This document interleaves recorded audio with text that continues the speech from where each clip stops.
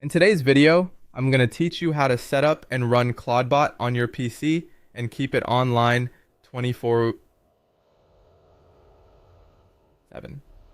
First, we need Node.js. Head to the official Node.js website, download the LTS version, and install it using the default options.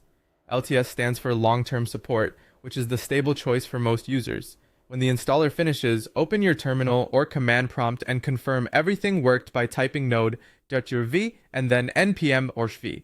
You should see version numbers for both. That means Node and its package manager are ready to go.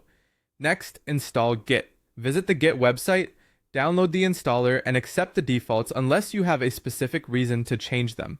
When it's done, verify the installation by running git version in your terminal. A version number means you're good. Now let's download Clawdbot.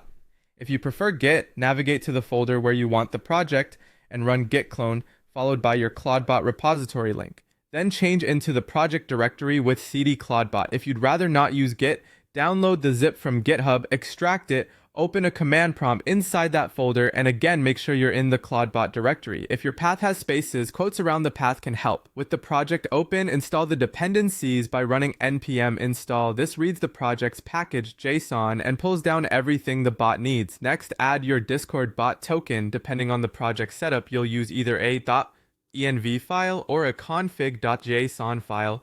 To edit the .env file on Windows, you can run notepad.env, then paste your Discord bot token and save. Keep this token secret. Never share it or commit it to a public repository.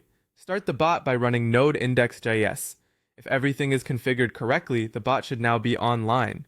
Check your Discord server to confirm it appears as active. If you want the bot to run 24/7 and restart automatically, install PM2 globally with npm, install PM2g, then start the bot under PM2 by running PM2 start index.js, name Clawdbot, save the process list with PM2 save, and set PM2 to start on boot with PM2 startup. PM2 will display a command. Copy and paste that exact command into your terminal to finalize the startup setup. A few helpful PM2